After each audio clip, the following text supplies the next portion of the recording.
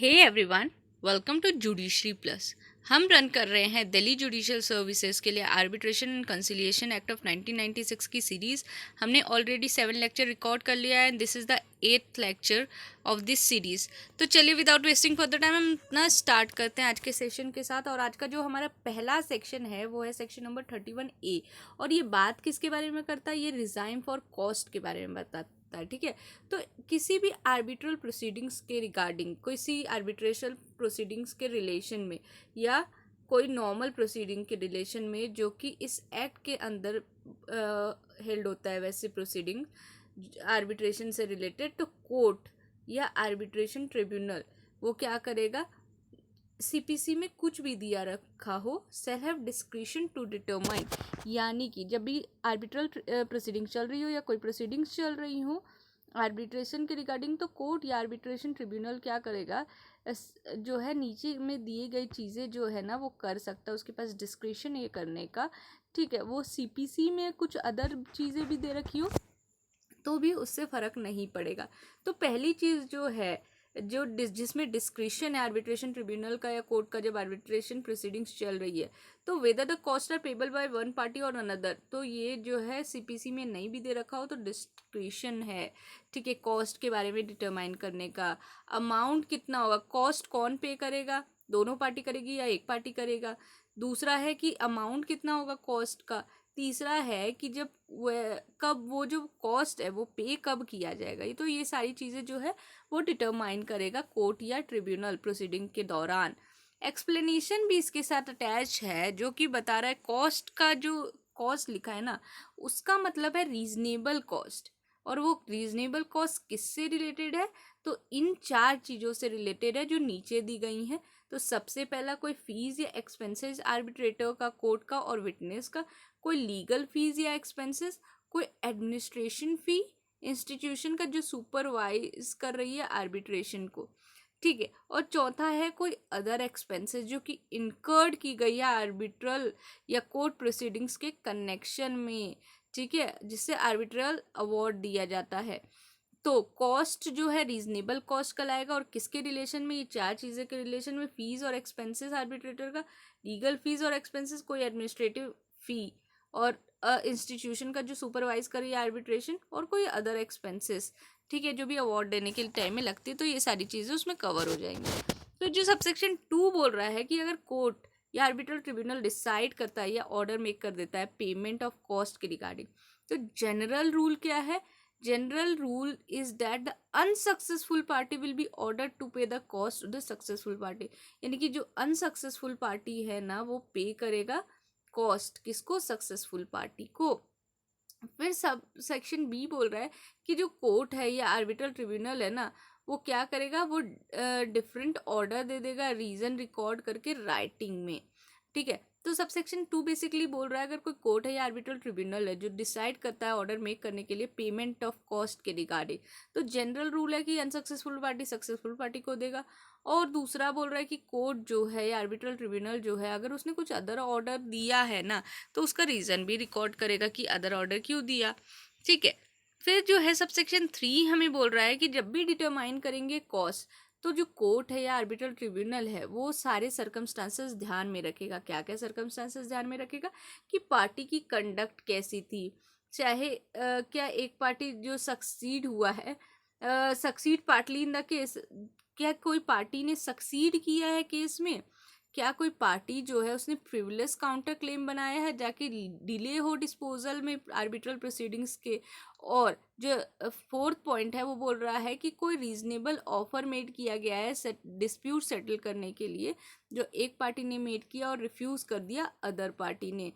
तो ये है सबसेक्शन 3 के बारे में। जब कॉस्ट डिटरमाइन करेंगे तो कोर्ट या आर्बिट्रल ट्रिब्यूनल क्या क्या चीज़ें ध्यान रखेगा? कंडक्ट पार्टीज़ का, क्या पार्टी ने सक्सीड किया है केस को, क्या वो फ्रिवलेस काउंटर क्लेम था आर्बिट्रल प्रोसीडिंग डिस्पोज ऑफ करने के टाइम में, या कोई रीजनेबल ऑफर मेड किया गया है ताकि सेटल कर सके वैसा डिस्प्यूट जो कि एक पार्टी ने मेड किया और दूसरे पार्टी ने रिफ्यूज़ किया है। ठीक है, फिर जो है सबसेक्शन 4 बोलता है कि कोर्ट हो गया या आर्बिट्रल ट्रिब्यूनल हो गया वो क्या करेगा? वो कोई ऑर्डर मेड करेगा इस सेक्शन के अंदर, और जिसमें इंक्लूड क्या करता है? वैसा पार्टी जो पे करेगा कोई proportion of another party cost, दूसरे पार्टी का कोई कॉस्ट पे कर रहा है, कोई स्टेटेड अमाउंट जिसके रिस्पेक्ट में अदर पार्टी कॉस्ट दे रहा है, कोई कॉस्ट सर्टेन डेट तक देना है तो वो भी, कोई कॉस्ट जो है प्रोसीडिंग्स के पहले अकर हुई है, बिगिन हुई है, या कोई कॉस्ट जो रिलेटेड है किसी पर्टिकुलर स्टेप से जो कि प्रोसीडिंग्स में हुई है, और कोई कॉस्ट जो कि डिस्टिंक्ट पार्ट ऑफ प्रोसीडिंग से रिलेटेड है, और इंटरेस्ट, उन सारी चीज़ों पे इंटरेस्ट, ये सारी चीज़ें जो है ना कोर्ट या आर्बिट्रल ट्रिब्यूनल ऑर्डर देते टाइम में जो है अपने ऑर्डर में इंक्लूड करेगा। ठीक है, फिर आता है हमारा लास्ट सबसेक्शन जो है सबसेक्शन 5। वो बोल रहा है कभी अग्रीमेंट हुआ जिसका अफेक्ट होता है कि पार्टी को पे करना है होल या पार्ट ऑफ द कॉस्ट। क्या पे करना है, या तो पूरा ही, ठीक है, या तो पूरा ही या पार्ट पे करना है किसी कॉस्ट का, आर्बिट्रेशन का। तो वो वैलिड कब होगा, वो वैलिड तभी होगा अगर वैसा अग्रीमेंट जो मेड किया गया है ना, वो तब मेड किया है जब डिस्प्यूट जो भी क्वेश्चन में था वो अराइज हो गया उसके बाद।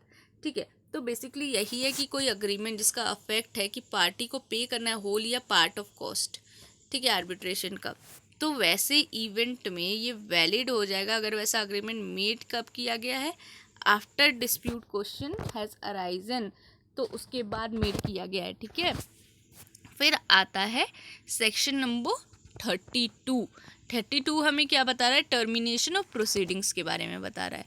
तो टर्मिनेशन कैसे होगा प्रोसीडिंग्स का, तो जो आर्बिट्रल प्रोसीडिंग्स होती है वो टर्मिनेट होती है by the final arbitral award और by the order of arbitral tribunal under subsection 2। ठीक है, तो जो आर्बिट्रल प्रोसीडिंग्स होगी ना वो कैसे टर्मिनेट होगी, वो terminated bye the final arbitral award. Final जो आर्बिट्रेटर का अवार्ड होगा ना उसी से जो है ये टर्मिनेट हो जाएगा, arbitration proceedings, arbitral proceedings terminate हो जाएगा फाइनल आर्बिट्रल अवार्ड से। और वो कैसे होगा, किसी ऑर्डर से होगा आर्बिट्रल ट्रिब्यूनल के जो सबसेक्शन 2 में दिया, यानी कि सबसेक्शन 2 का ऑर्डर जाएगा तो क्या होगा, टर्मिनेट हो जाएगा आर्बिट्रल प्रोसीडिंग्स। 2 में क्या दिया है कि जो आर्बिट्रल ट्रिब्यूनल है वो इशू करेगा कोई ऑर्डर, किस लिए, टर्मिनेशन के लिए आर्बिट्रल प्रोसीडिंग्स का। ठीक है, आर्बिट्रल ट्रिब्यूनल क्या करेगा, इशू करेगा कोई ऑर्डर ताकि टर्मिनेट हो जाए आर्बिट्रेशन प्रोसीडिंग्स, आर्बिट्रल प्रोसीडिंग्स। और वो कब कब हो सकती है, तो 3 चीज़ें दे रखी है कि क्लेमेंट ने खुद ही विड्रॉ कर लिया अपना क्लेम, जब तक रिस्पोंडेंट ने ऑब्जेक्ट ना किया हो किसी ऑर्डर को, और आर्बिट्रल ट्रिब्यूनल को जो रिकॉग्नाइज कर रहा है कि लेजिटिमेट इंटरेस्ट उसके पार्ट में, ताकि वो फाइनल सेटलमेंट जो है डिस्प्यूट का उस पर पहुंचा जा सके।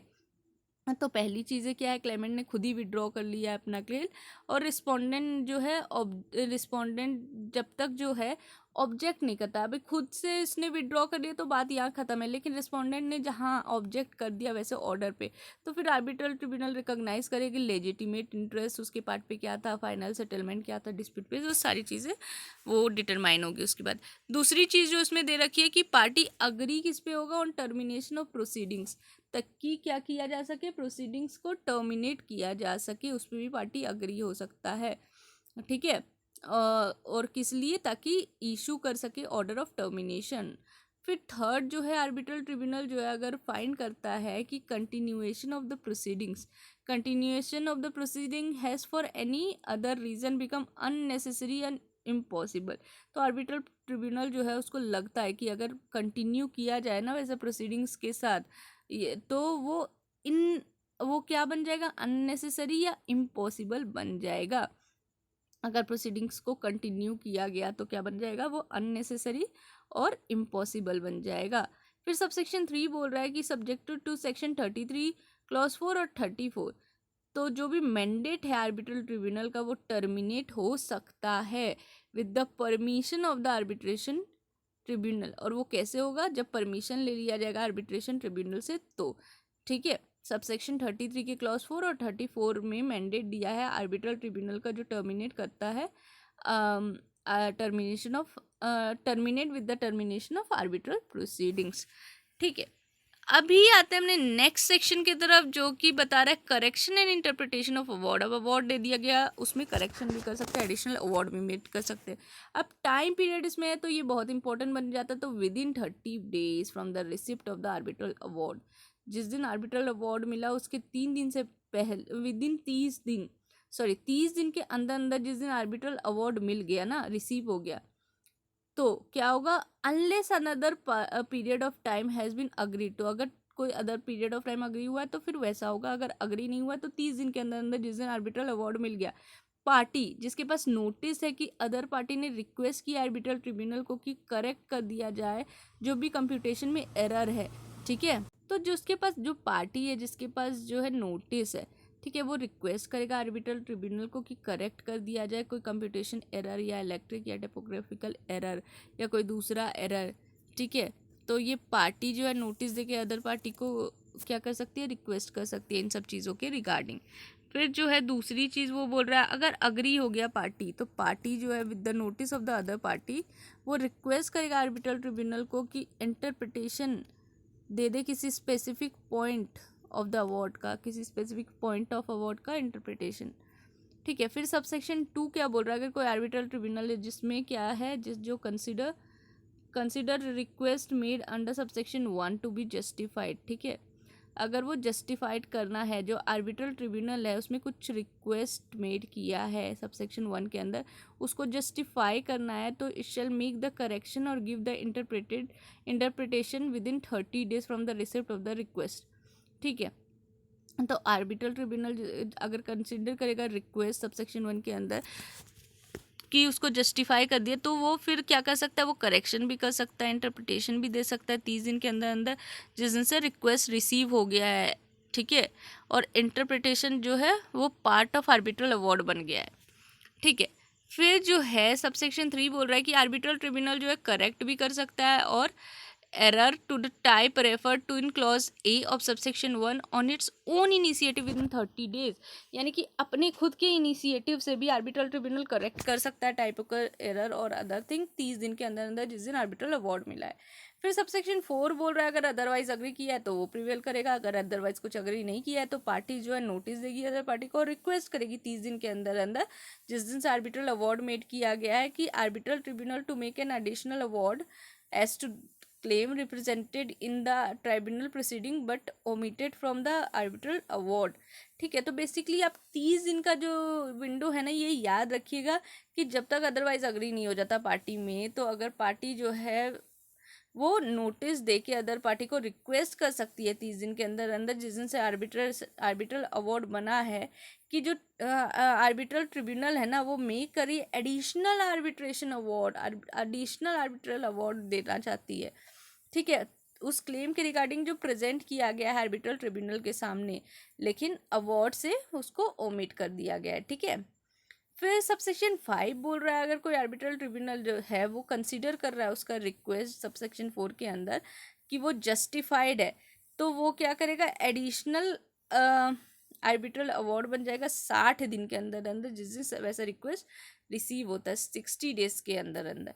फिर जो है सबसेक्शन 6 क्या बोल रहा है कि जो आर्बिट्रल ट्रिब्यूनल है वो एक्सटेंड करेगा अगर उसको ज़रूरी लगता है टाइम पीरियड, ठीक है, जिसके अंदर अंदर it shall make a correction, जिसके अंदर अंदर उसको करेक्शन मेड करना है, इंटरप्रिटेशन देना है, एडिशनल ट्रिब्यूनल बोल रहा था बनाने के लिए, एडिशनल आर्बिट्रल अवार्ड भी दे सकता है अंडर सबसेक्शन 2 और सबसेक्शन 5। तो आर्बिट्रल ट्रिब्यूनल क्या कर सकता है, एक्सटेंड कर सकता है अगर उसको ज़रूरी लगता है टाइम पीरियड, और फिर वो एडिशनल अवार्ड भी दे सकता है, ठीक है। फिर जो है लास्ट सबसेक्शन ये हमें बताता है कि जो सेक्शन नंबर 31 है ना वो अप्लाई हो जाएगा करेक्शन और इंटरप्रिटेशन पे, किसके करेक्शन और इंटरप्रिटेशन पे, आर्बिट्रल अवार्ड के, ठीक है, और to additional arbitral award made under this section, ठीक है। तो सेक्शन 31 अप्लाई हो जाएगा करेक्शन और इंटरप्रिटेशन ऑफ आर्बिट्रल अवार्ड पे और कोई एडिशनल आर्बिट्रल अवार्ड पे जो इस सेक्शन के अंदर दिया गया है। तो इसके साथ हमारा चैप्टर नंबर 6 भी ख़त्म होता है और हम अगले लेक्चर में चैप्टर नंबर 7 से स्टार्ट करेंगे। तो आज के लिए इतना ही। This is advocate Twinkle Jha signing off today's session. Thank you.